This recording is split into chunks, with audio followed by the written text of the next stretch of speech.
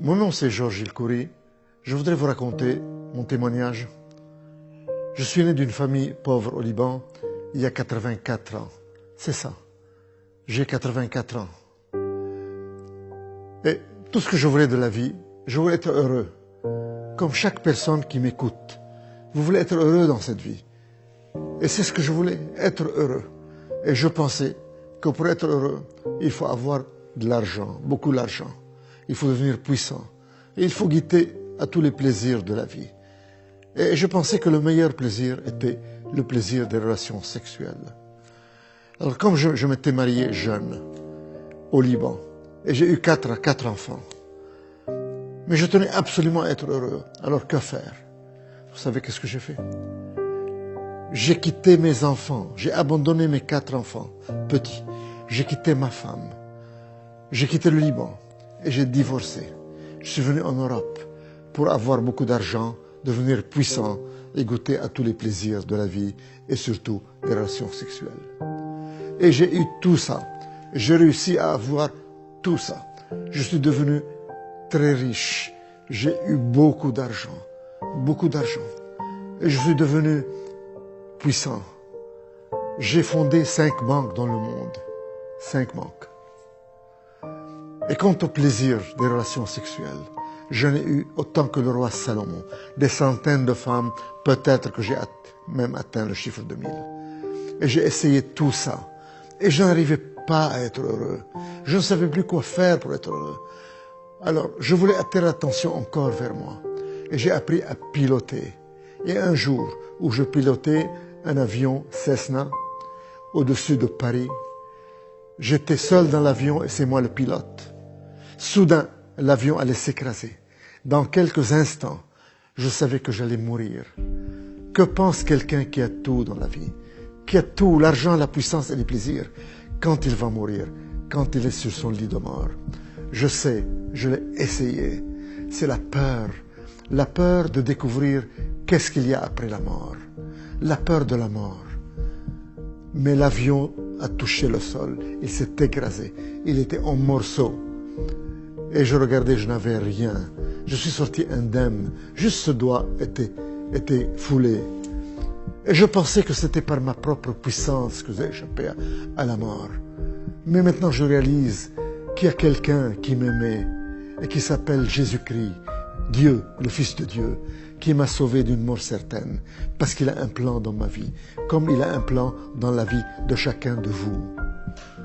Mais à ce moment-là, il ne m'intéressait pas, et je continuais dans ma vie de débauche et de plaisir et d'argent et de puissance et de sexe.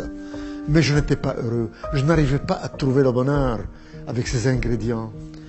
Il y a exactement 20 ans, j'étais encore à Londres, directeur général de 2 banques à Londres et responsable d'une banque aux États-Unis à Houston. Ces 3 banques, je les ai fondées moi-même, de rien. C'est moi le fondateur. En somme, j'ai fondé 5 banques dans le monde. 2 banques à Londres, une banque aux États-Unis, une banque à Bahreïn, dans le Golfe arabe. Et j'ai participé dans la création d'une banque à Genève. Je suis devenu puissant, riche, puissant. J'avais des appartements partout.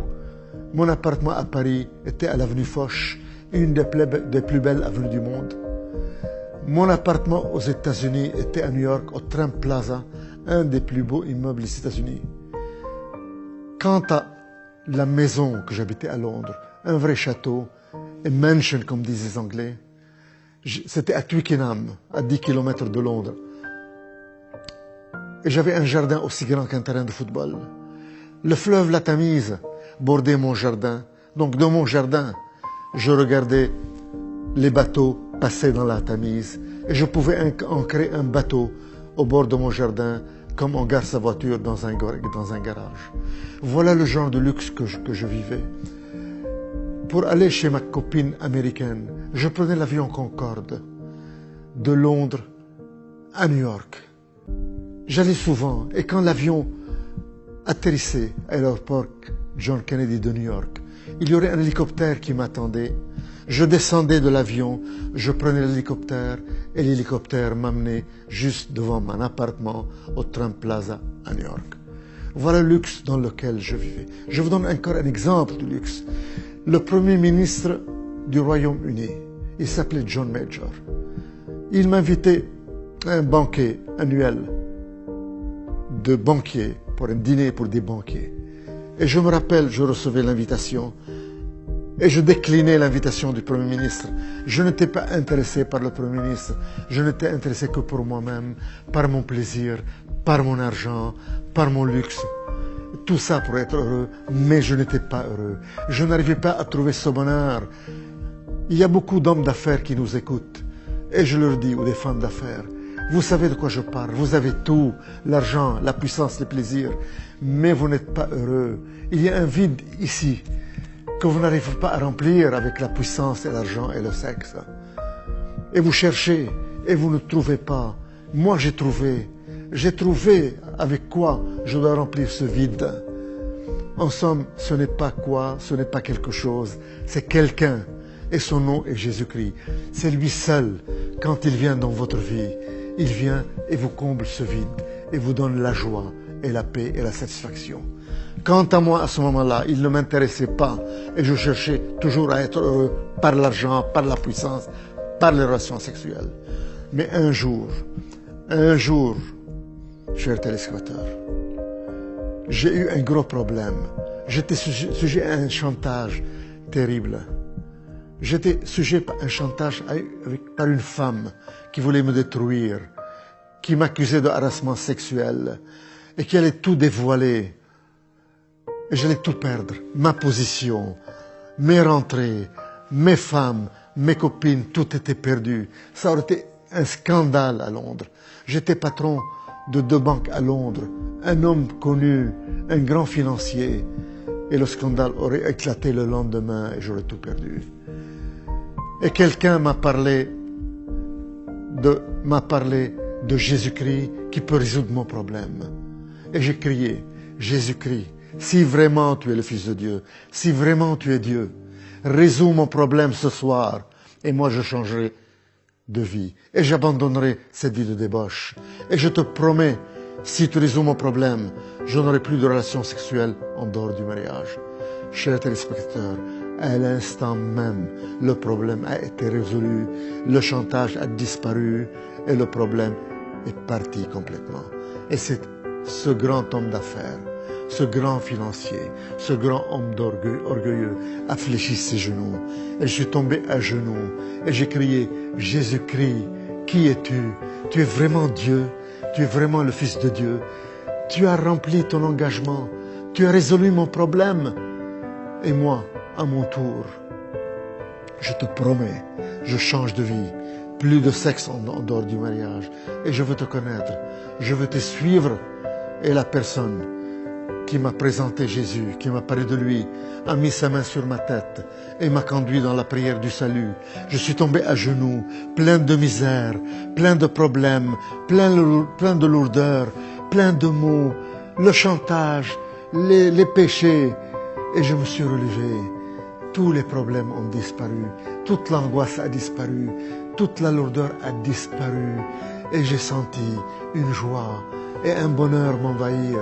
Et pour la première fois de ma vie, chers téléspectateurs, à l'âge de 65 ans, j'ai reçu ce bonheur que je cherchais durant 65 ans à travers l'argent, la puissance et les relations sexuelles et les plaisirs et que je n'ai pas obtenu. Je viens de l'obtenir gratuitement à l'instant où j'ai reçu Jésus-Christ de Nazareth. J'étais tout étonné, je n'étais plus le même homme. J'ai senti que mon cœur de pierre a été enlevé et remplacé par un cœur de chair, Tout était différent.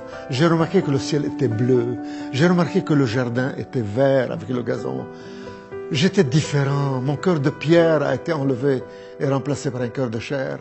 Alors je me suis tourné vers cette personne qui m'a parlé de Jésus et je lui dis, mais qu'est-ce qui m'arrive? Je ne suis plus la même personne. Qu'est-ce qui m'arrive? Et il me dit, Tu es né de nouveau. C'est ça la nouvelle naissance. C'est ça la relation avec Jésus-Christ.